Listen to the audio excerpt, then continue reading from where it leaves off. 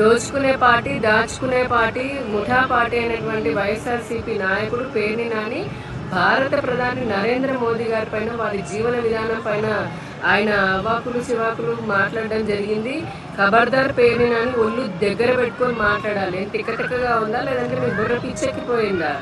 మా భారత ప్రధాని నరేంద్ర మోదీ గారు మీ జగన్మోహన్ రెడ్డి లాగా అనుకుంటున్నారా? ప్రభుత్వ సొమ్ముతోటి ప్రతి రాష్ట్రంలోనూ అందమైనటువంటి కోట్లాది రూపాయలతో భవనాలు కట్టుకొని రాజభోగాలు అనుభవించడానికి, లేదా ప్రభుత్వ పాలనలో ఉన్నప్పుడు కూడా పరదాలు కట్టుకొని ఇంట్లోనే కూర్చోడానికి, లేదు మరి 1 కిలోమీటర్ పూతవేది దూరంలో ఉన్నా కూడా ప్రత్యేకమైన హెలికాప్టర్లు తిరగడానికి, అవన్నీ చేసింది మీ నాయకుడు, మీ పార్టీ, మీతో సహా.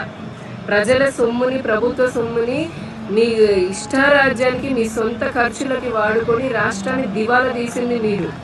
మీకు అసలు ఏమాత్రం నైతిక హక్కు ఉంది?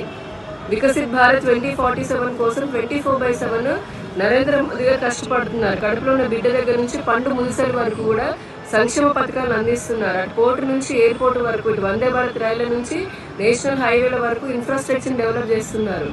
ఒక పక్క విదేశీ శక్తుల నుంచి, ఇంకొక పక్క ఇంటర్నల్గా ఉన్నటువంటి వుహానా మేధావుల దగ్గర నుంచి, లేదా అంతర్గత శత్రువుల నుంచి దేశాన్ని, దేశ ప్రజల్ని ఆయన కాపాడడం కోసం ఆయన అహర్నిశలు కష్టపడుతున్నారు. ఈ 11 నెలల్లో ఒక్క రూపాయి కూడా తన స్వార్థానికి ఆయన వాడుకోలేదు, తన సొంతంగా ఆయన వాడుకోలేదు.